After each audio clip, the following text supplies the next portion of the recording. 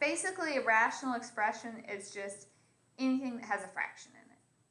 So we're looking at expressions, so no equal sign, that have fractions in them. That's our focus. And we're going to be doing several different things with those kinds of expressions. Now, if we're talking about fractions, we need to make sure that we all know some of the important terms that go along with that. So if I'm talking about rational expression, that's just a quotient of two polynomials or a fraction. The numerator is the top, denominator is the bottom. So numerator and denominator, you will hear me say all the time. And you do need to know.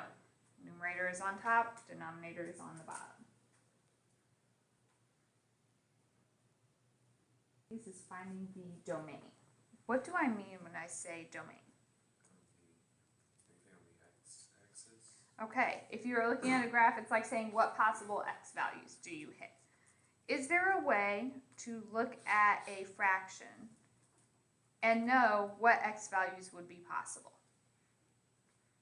Like if I said 2 over x minus 1, what numbers can I plug in for x?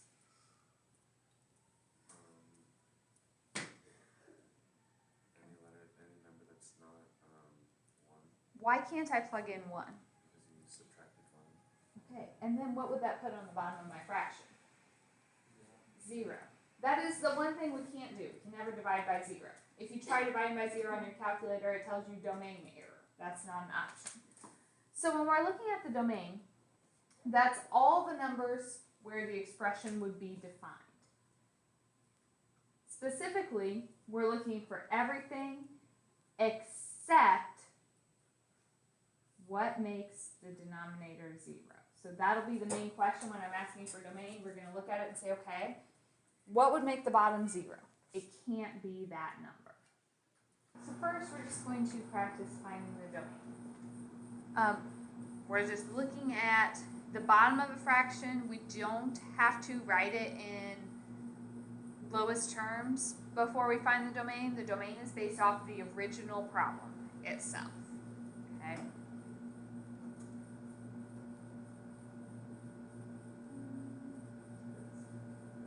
Alright, so this one I'm asking you to do 2 things. We're going to give the domain, and we're going to write it in lowest terms.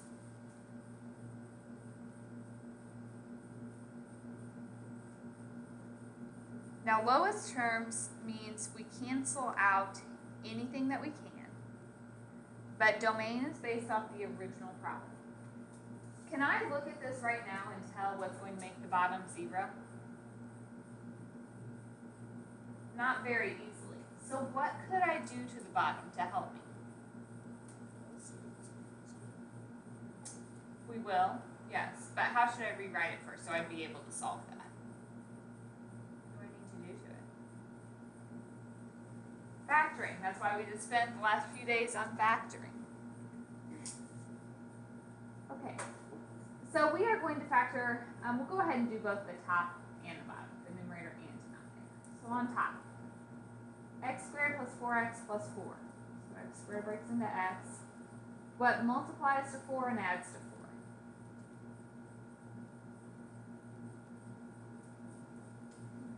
On the bottom, x. Multiply to 2, add to 3.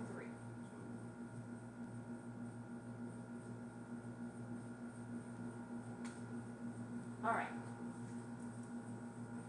Lowest form says once it's factored, you can cancel out anything that's on both the top and bottom. Okay, but it has to be in factored form. I can't look at the original and say I'm going to cancel those x squareds because they're added together. It has to be a single term. So when I look at this, then I can cancel out an x plus 2. So my lowest form is x plus 2 over x plus 1. Can I cancel the x's? No, we can only cancel when things are multiplied together. So if they're added or subtracted, we're done. So that's the lowest form. Now the domain. It can be everything except what makes the bottom 0. So what can x not be on this problem? -1 makes the bottom 0. We all agree with that? We also need to look, the domain is based off the original, so before we cancel things out. So let's back up. If I'm right here, what could x not be? Can't be -1, but it also can't be -2. So actually, x could not equal either of those things, because domain is from the original. Now, one thing I want to, just as a heads up, when you are looking, we're going to have a math Excel assignment, and they write their domain in set notation. So it'll say the set, and it'll have an x and a vertical line such that, and then it'll say x cannot equal -1 and -2. On the math Excel, you're just filling in the blank, the -1 and the -2. But these are saying the same thing. This one's just a more formal way of writing it. Questions there? Let's look at some more.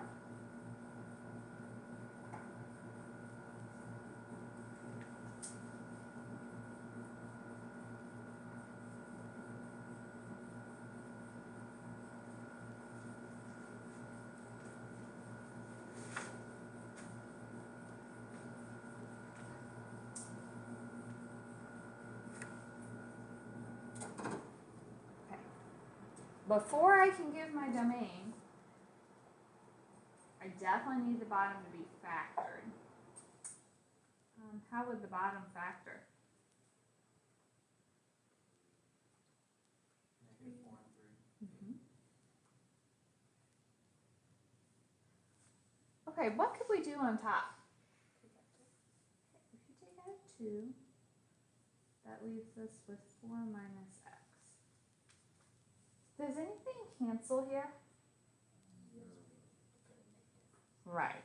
It doesn't cancel as it's written, but it's really close. 4 minus x and x minus 4 are almost the same thing. The only difference is the signs are messed up. So if we want them to cancel, what we could do is instead of taking out a +2, we could take out -2. And then that would give us a -4 and a +x. Now, -4 plus x, that is the same as x minus 4. So now those two can drop out. And my lowest form would just be -2 over x plus 3. Domain, can you tell me what can x not equal? 4 and -3, because we're basing it off before anything canceled. What could we not plug in?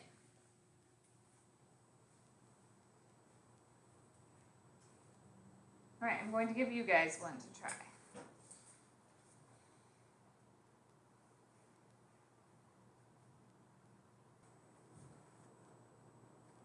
So on the top we could take out 3. That gives us x plus 3. X squared minus 9 is difference of squares, so x plus 3, x minus 3. X plus 3's drop, so we have 3 over x minus 3. Domain, what can x not equal?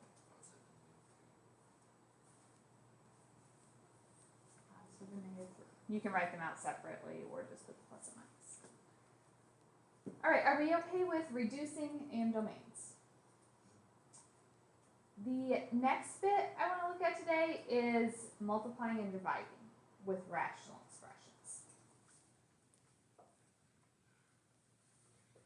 So let's say I asked you to perform this operation and write your answer in simplest form. All right, so if I'm looking at that, I really don't want to just start multiplying this out because I asked you to put it in simplest form, so if I multiply everything out, then what would I have to do to reduce it? lot. We have to go back and factor everything, and we're going to have, you know, an x to the 5th on the bottom, and we don't really want to factor that. So is there anything I could do to save me some work later on? Is there something I could do before I just start multiplying everything together? Factor it out. Okay, what if we factor first? So x squared minus 2x plus 1. How would that factor? Negative 1, negative 1. So we have x minus 1 and x minus 1.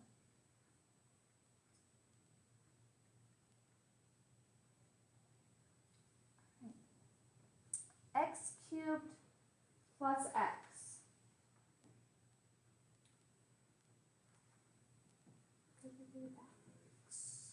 X parentheses, x plus 1, x minus 1. Slow down just a bit. So you take out the x, and that gives us x squared plus 1. Can we factor x squared plus 1 any further? Oh, wait, plus 1. Oops. Yeah. So that's all we could do there. 4x squared plus 4. And that leaves us at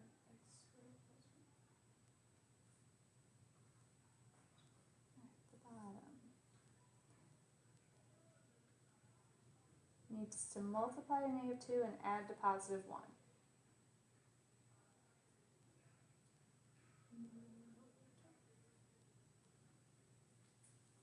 Okay. How does this help me? Yes. If anything shows up on top and bottom, just like when we are reducing our fractions, they can cancel. But even nicer, they don't have to be in the same fraction to cancel. If it's on the bottom of one and top of another, I can still drop them out. So I see I have an x squared plus 1 on the bottom and on the top. I can reduce one of the x minus 1's, bottom and top. So then, when you multiply, we multiply the tops together, we multiply the bottoms together. My directions said to leave it in factored form, so all I'm going to do is write 4 times x minus 1. On the bottom I have x times x plus 2. The only reason I didn't distribute those is because I specifically said leave it factored. And I typically will just because it saves us a little bit of time. It's a little bit easier to look at. Is that one okay? Let's try some more. This one looks nasty.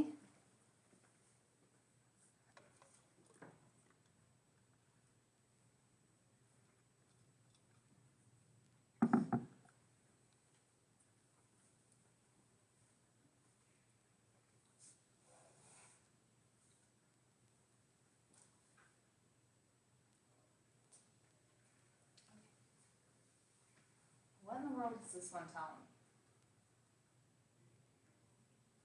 To divide both of those different terms.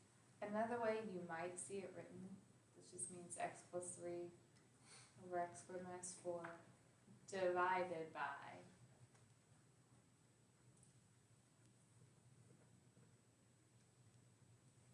Okay, so I wrote it as one big fraction, or you could see it as a division problem. How do you divide fractions?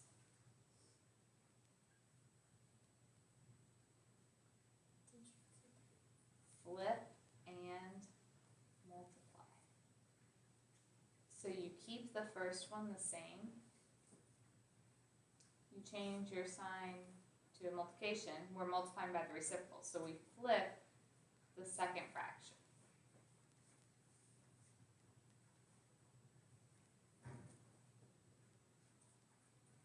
So this is really just like the last problem. If we want to multiply this, we need to factor as much as we can to see if anything drops out. Does x plus 3 factor? No, so I'm just going to leave that as x plus 3. X squared minus 4, what would I do with that?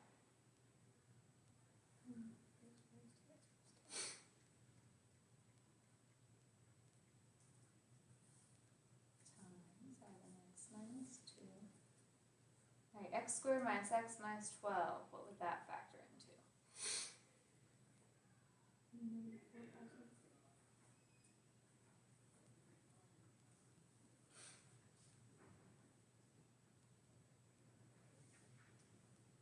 So then, if something's on top and bottom, it drops out.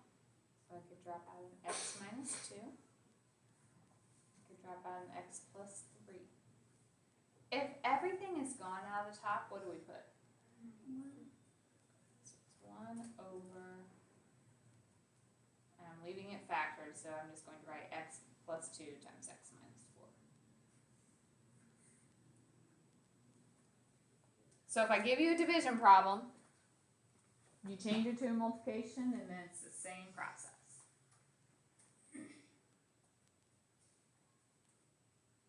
All right. Do you guys think you could try a couple similar to that?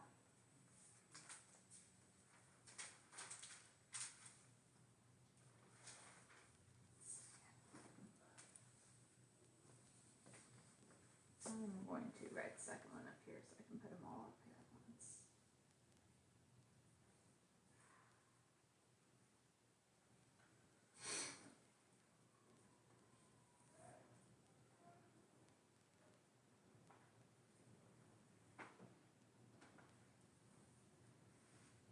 Try those two. So the first one, I think we all have the same answer, but there's one thing we're missing. So you factor out the 3.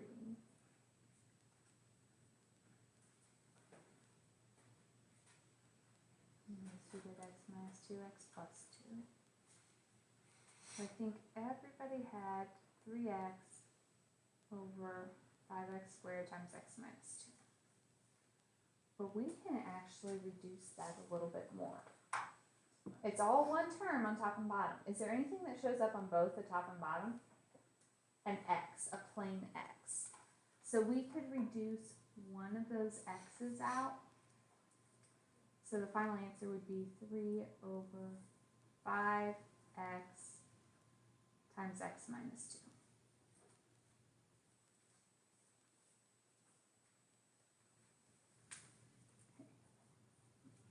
B, I think 2 people have the complete right answer here, and the rest of you are super close. So this is 6x. Can I go ahead and factor x squared minus 4? It was divided by, so we had this divided by 3x minus 9 over 2x plus 4. But I told you if you want to divide, you have to change it to a multiplication and flip it. So the 2x plus 4 goes on top. I'm going to pull out the 2. 3x minus 9 goes on the bottom. You can factor out the 3. So I kind of combined a couple steps since you guys have already worked it, but you flip it and factor. Now, most of you reduce those, but then the answer, you had 12x over 3, x minus 2, x minus 3. All right, those, what are we missing? Yeah, 12 and 3 reduce. 12 divided by 3 is 4. Some of you caught it up here. You said, okay, 3 goes into 6 2 times, and that left a 2 times 2.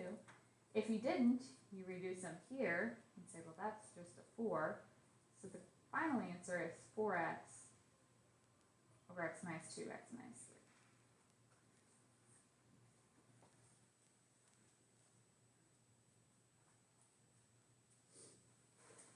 All right.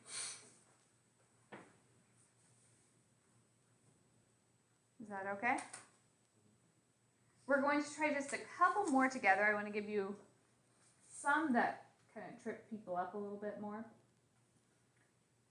A is probably a much simpler problem, but for whatever reason it's harder for people to do. They're more likely to make a mistake. And it's just because you get so used to factoring things and looking for entire parentheses that cancel that you forget to check coefficients and things like that. So if I'm looking at this, you might reduce right away. You could even just multiply. Either way, we're all right. if I just multiplied 2y times 27, so y squared on the bottom, 9 times 8 would be 72y to the fifth. But we can reduce. 54 over 72.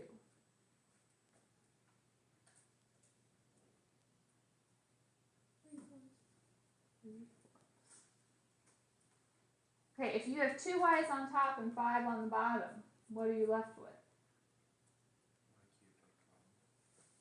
You just subtract those exponents. So the final answer is 3 over 4y cubed.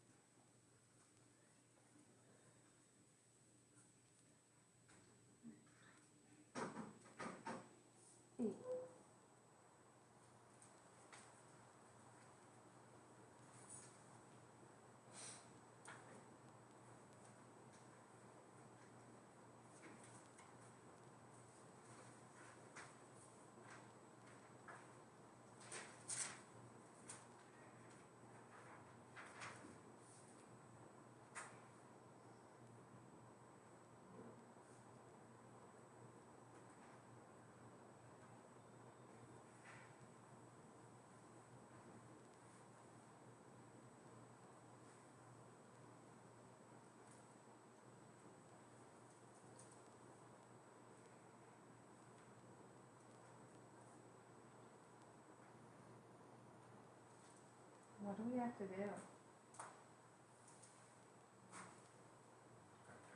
Yeah, we have to factor a lot of stuff, don't we? Okay, let's just start. So I'm going to factor this one. So I would do slip and slide. I'm just going to go out to the side and do that so I have room. So it'd be z squared minus 16z plus 15. So that would factor into z minus 15, z minus 1, and then what do we have to do?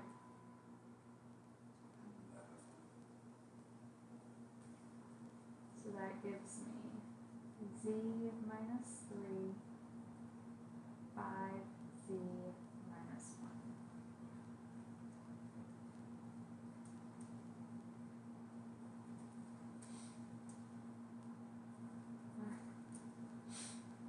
Denominator on that.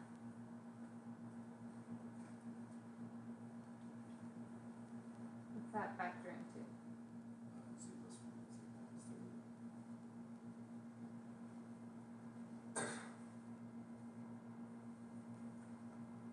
3. Continuing on this.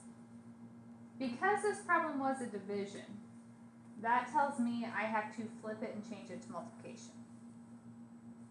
Can I factor as I flip? Would that be okay with everyone? So this was on the top, but it would go to the bottom. What can you factor out of that? 2z squared. I don't think we can go bigger. At the bottom. We could take out. I was looking at the bottom. Oh, the bottom of the original. Sorry. I'm looking at the top of the original, which is the bottom of the next step. So we could take out a 6z. And that leaves us with 5z minus 1. And then the top, we could take out 2z squared. which leaves us with z plus 4.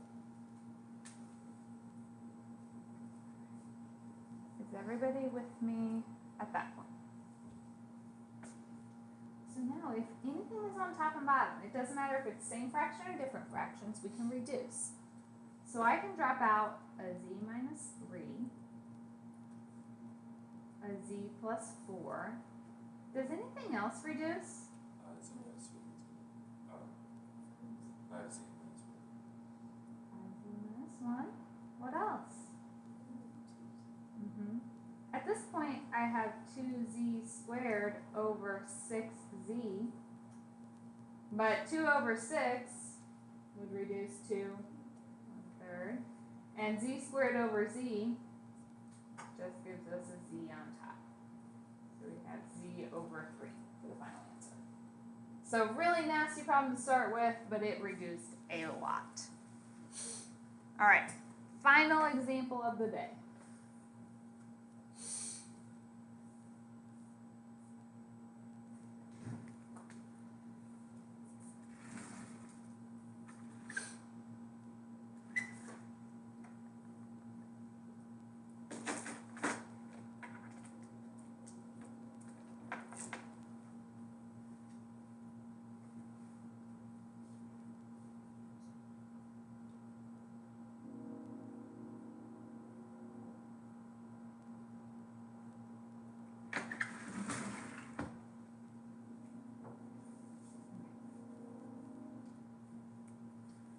So we have to factor every piece of this again. X squared minus 1. That would break into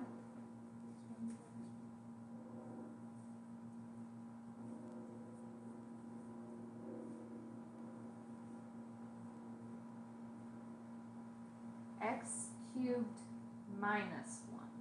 How would I factor that? X minus x squared plus x plus 1. Right, from that difference of cubes formula yesterday. Our a is x and our b is 1. Alright, next fraction. Alright, let's focus on this. How would I factor that? Grouping. So if we put the first two together and second two. So on the top, for the first one, you could take out an x, and that leaves y plus 3. Plus, the second one, you really can't take out anything, so we just think of it as a 1.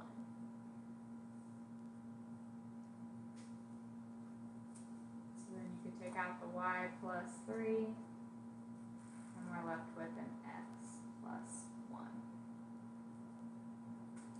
Shouldn't have a bottom. Yes, sorry. That was our division. So if we want to go ahead and flip it now, we can change it to multiplication and put that on the bottom. Thank you.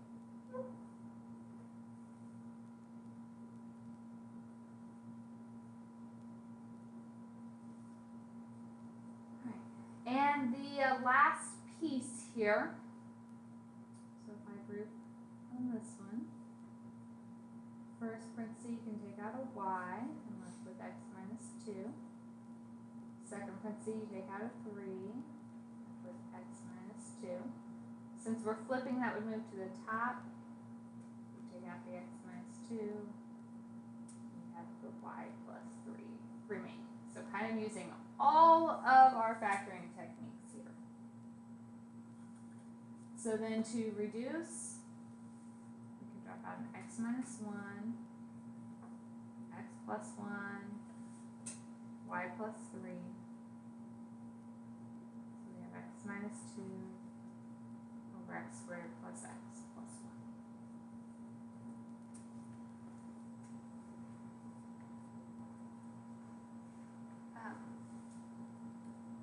There is a Math Excel assignment. It is for the entire section. We are not all the way done yet. So you'll notice when you get in to start this assignment, it isn't due until Thursday because we'll finish up tomorrow and then you could get it all done by Thursday. You can probably do questions 1 through 9 at this point on the Math Excel, but after that, just stop and wait until I go through tomorrow's